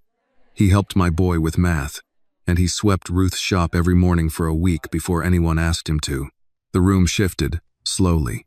Ruth felt it like a change in pressure. Curtis crossed his arms. Good deeds don't erase history. No, William agreed. But they can start a different one. The mayor cleared his throat again. This town has always judged people by how they treat each other, he said. Not by rumors. Curtis looked around, realizing he was losing ground. This isn't over, he said. William met his gaze. I know. The meeting ended without a vote, without a clear victory. People filed out quietly, talking in low voices, recalibrating their stories. Outside, the air felt cooler. Ruth exhaled a breath she hadn't realized she'd been holding. You didn't have to offer to leave. Yes, William said softly. I did. She looked at him. Why? Because staying only matters if it's chosen, he replied. By both sides. They walked home under a sky heavy with stars. Annie was waiting on the porch when they arrived. Mrs. Alvarez hovering nearby. Well? Annie asked. Ruth knelt and pulled her into a hug. We talked. Did you win? Annie asked. William smiled gently. I don't think that was the point. Annie considered that. Did you stay? William nodded. Yes. She grinned and ran inside. Later that night, Ruth sat beside William on the couch. Exhaustion etched into her face. This won't be easy, she said. No. He agreed. You might still have to go. Yes. She studied him. And you're okay with that? William thought of the road, the garage, the child who believed in promises. I'm okay with doing what's right, he said. Even when it costs me. Ruth leaned back, eyes closing briefly. Outside, the town settled again, uneasy but intact. Inside, two adults sat with the quiet understanding that trust was not given in speeches, but in days, lived carefully, together. The first real storm came without warning. It rolled in from the west just after noon, dark clouds stacking high and heavy over the fields. By the time Ruth pulled the garage doors halfway down, rain was already slapping the dirt road hard enough to turn dust into mud within minutes. William watched the sky, instincts tightening in his chest. Storms always did that to him. In his old life, they meant disruption, missed signals, broken plans, opportunities for chaos. Here, they meant something else. Power'll probably flicker, Ruth said, wiping her hands. It always does. As if on cue, the lights blinked once, twice, then steadied. Annie stood near the window, forehead pressed to the glass. It's loud. Ruth walked over and rested a hand on her shoulder. Thunder's just noise, honey. It can't hurt you. William noticed Annie didn't look convinced. The first crack of thunder came moments later, sharp and close enough to rattle the panes. Annie jumped and turned, eyes wide, breath catching. Without thinking, William knelt in front of her. Hey, he said softly. You want to sit with me? She nodded and crawled into his lap, small hands gripping his shirt. I don't like when things sound angry, she whispered. William felt something twist in his chest. Neither do I. The rain intensified, drumming on the roof, relentless and heavy. Ruth lit a lantern and set it on the table, the soft glow changing the room into something smaller, safer. They sat together as the storm raged, the world outside reduced to sound and shadow. "You know," Ruth said after a while, "storms used to scare me too." Annie looked up. "Really?" Ruth smiled faintly. "Still do, sometimes. But my dad used to say storms pass faster when you don't face them alone." William glanced at her. The words landed deeper than she probably intended. Another thunderclap echoed, followed almost immediately by a knock at the door. Ruth stiffened. William was on his feet before he realized he'd moved. Years of habit rose up uninvited. Sharp and fast. "I'll get it," he said. Ruth hesitated, then nodded. The door opened to reveal Curtis, soaked through, rain dripping from his jacket. Expression tight with something that wasn't anger this time. "My truck died," Curtis said flatly. "Down by the bend." Ruth folded her arms. "In this weather?" Curtis glanced past William, eyes flicking briefly toward Annie. "Didn't plan on it." William stepped aside. "Bring it in when the rain eases. We'll take a look." Curtis hesitated. "You're going to help me?" "Yes," William said. "Storm doesn't care who we are." Curtis searched his face, clearly expecting something else. Then he nodded once. "Thanks," he muttered, and turned back into the rain. The door closed. Annie looked up at William. "He was mean before." "I know," William said. "Why are you helping him?" William considered the question carefully. "Because sometimes people are loud when they're scared." Ruth met his eyes across the room. Something unreadable passed between them. The rain lasted another hour before easing enough for Curtis to limp his truck into the garage. William worked beside Ruth in near silence, hands steady, movements sure.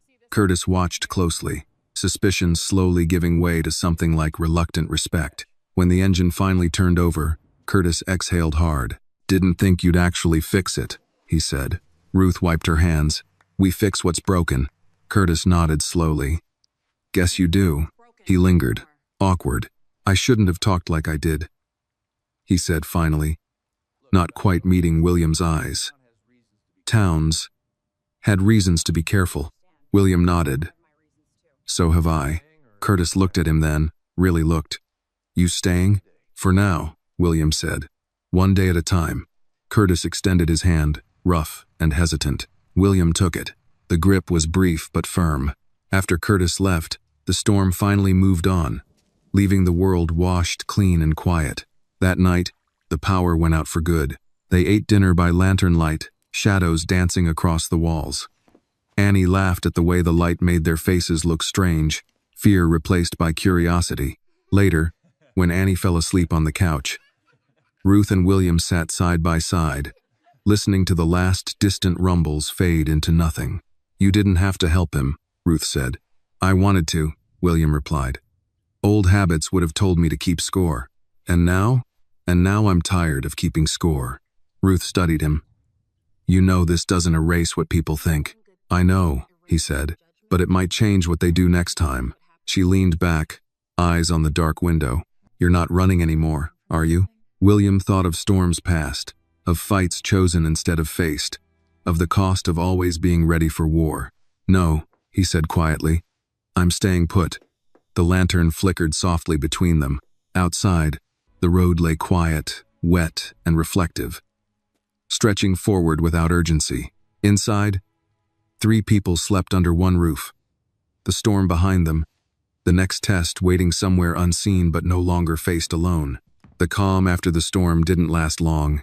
By morning, the dirt road had dried enough for traffic to return, and with it came attention. Not the cautious curiosity from before, but something sharper, intentional. William sensed it the way he used to sense danger in boardrooms and back alleys alike. Too many unfamiliar cars slowing as they passed, too many eyes measuring distance. Ruth felt it too. "You noticed that blue sedan?" she asked quietly as they worked. "Yes," William replied without looking up. Third time this morning, Annie sat on the steps, braiding and unbraiding a piece of string. "Are we having visitors?" "Not the kind that knock," Ruth said. William straightened. "It's time I tell you everything I haven't." Ruth didn't argue. She only nodded once. "Tonight, after Annie's asleep, The rest of the day passed with careful normalcy.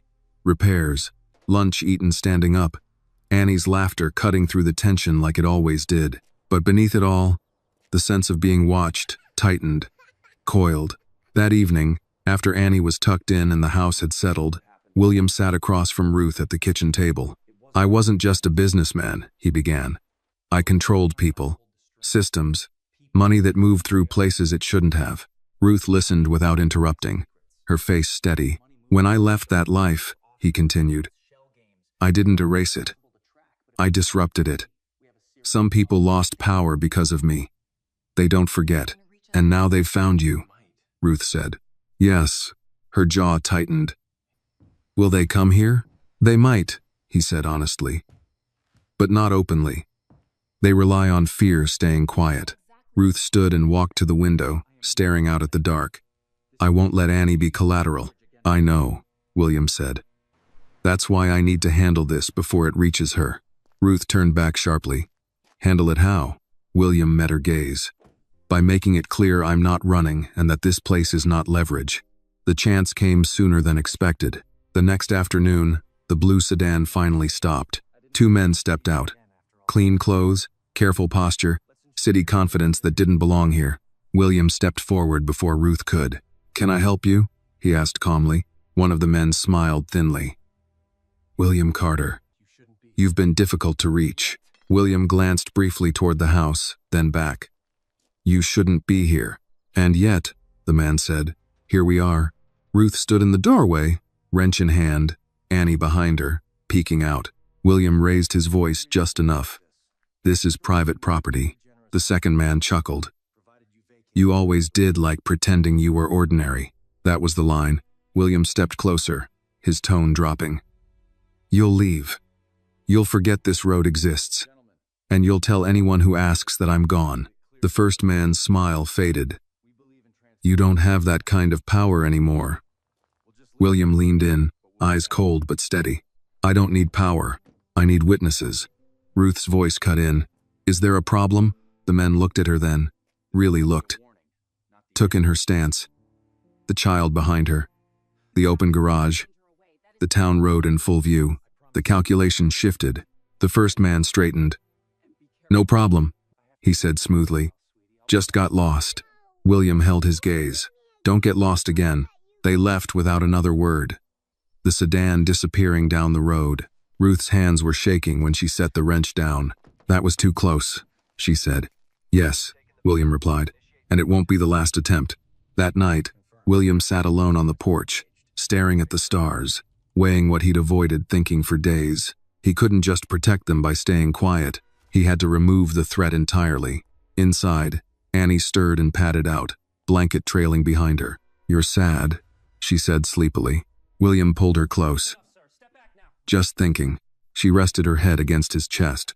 "Mom says when you're scared, you should tell the truth faster." William smiled sadly. "Your mom is very wise. Are you going away again?" Annie asked softly. William closed his eyes. "I might have to leave for a little while, to make sure I can stay." Annie frowned, then nodded with the solemnity only children could manage. "Okay, but you have to come back. For real." "I will," he said. "I promise." The next morning, he told Ruth. "I need to finish this," he said. Completely. Ruth didn't cry. She only looked at him for a long time. "How long?" she asked. "Not long," he said. "But I can't risk bringing it here." She nodded slowly. "Then go. Do it right." He hesitated. "And when I come back?" Ruth stepped closer. "Then we'll see what kind of future survives honesty." William left before dawn, the road quiet beneath his tires. Behind him, the garage stood still, holding a woman who refused to be afraid and a child who believed promises mattered. Ahead of him, unfinished business waited, and this time, he wasn't running from it, he was ending it. William Carter finished what he had started in silence. There were no headlines this time, no flashing lights, no dramatic arrests splashed across screens. The men who had followed him learned quickly that he was no longer playing defense. And more importantly, that he had nothing left to protect except people who did not belong to their world. He met them where rules still mattered. Evidence changed hands. Old favors were called in. not for power but for closure. Doors that had once opened for him because of fear now opened because he knew where the bodies, financial and otherwise, were buried. He didn't threaten. He didn't bargain. He made it unprofitable for anyone to remember him. By the time he was done, the message was simple and unmistakable. William Carter was finished with the past, and the past would be finished with him. When he drove west again, the road felt different. Not lighter, just honest. The garage came into view just before sunset. The sign creaked in the familiar breeze. The smell of oil and warm earth drifted toward him as he stepped out of the truck. For a moment, he stood still, afraid to move too fast, afraid the shape of this place might disappear if he rushed it. Then the door flew open. Annie ran straight at him, shoes forgotten, braids bouncing wildly. "You're late," she said breathlessly, throwing her arms around him. William dropped to one knee and held her, his face buried in her hair. "I said I'd come back," he murmured. "I didn't say I'd be early." She pulled back, studying his face with serious eyes. "Are you done now?" "Yes," he said. "I'm done." Ruth stood in the doorway, hands braced on the frame. She didn't move right away. She watched him the way someone watches a storm finally pass, careful, hopeful, unwilling to assume too much. "You're really here," she said. "I am," he replied. "And I'm not leaving again." She walked toward him slowly, stopping just short of touching him. "Nothing chasing you?" she asked. "No," William said. "Nothing left to chase." Ruth searched his eyes for a long moment, then nodded once. "Good," she said, "because dinner's almost ready." That night, the house felt fuller than it ever had. They ate at the small kitchen table, Annie talking non-stop, filling every pause with stories that didn't need an audience but had one anyway. Ruth listened, smiling more than she realized she was. After Annie fell asleep, William and Ruth sat on the porch beneath a sky thick with stars. "It's quiet," Ruth said. "It earned it," William replied. She glanced at him. "You look different." "So do you," he said. "Less tired." She exhaled softly. "Don't make me regret believing you." "I won't," he said. "Not because I owe you. Because this is where I chose to be." Ruth nodded. "Then we'll take it one day at a time." "That's all I want," he said. Weeks passed. The town adjusted in the way small towns always do, not with announcements, but with habit. William became part of the rhythm. He learned engines properly this time, grease permanently under his nails. He fixed things that didn't come with invoices: fences, broken steps, a church door that had been sticking for years. People stopped whispering. Some never trusted him fully. William didn't need them to. Others did something more important. They let him stay. One afternoon, a new sign went up over the garage. Hand-painted, simple, Ruth Porter and William Carter Auto Repair.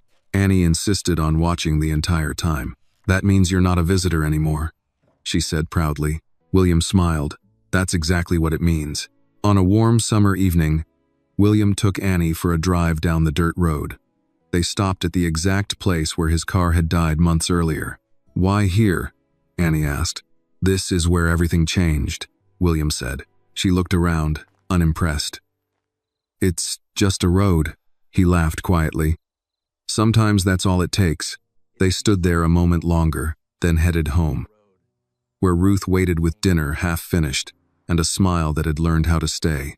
Later that night, William lay awake listening to the quiet sounds of a house that felt like his.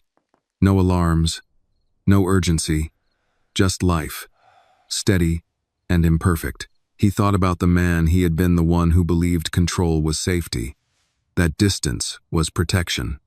He thought about the man he was now, learning that staying required more courage than leaving ever had. In the morning, Annie crawled into bed between him and Ruth, warm and heavy with sleep. "You're not going anywhere today, right?" she mumbled. William kissed the top of her head. "No." "Good," she said, already drifting off again. Ruth's hand found his in the dark. "Stay," she said softly. "I am," William answered. "For good." Outside, the dirt road stretched on, quiet and unremarkable, and that was exactly why it felt like home. The story reminds us that true change does not come from power, wealth, or control, but from humility, responsibility, and the courage to stay when leaving would be easier. It teaches that people are not defined forever by their past mistakes, but by the choices they make when no one is forcing them, especially the choice to protect the innocent, tell the truth, and act with quiet integrity. Trust is not demanded. It is earned through consistency, and sometimes, the smallest voices, like a child's simple belief, are the ones that lead broken adults back to justice, compassion, and home. This video is a work of fiction created with the assistance of artificial intelligence. All characters, events, and situations are not real and do not represent any actual people or true stories. The content is intended for storytelling and emotional illustration only.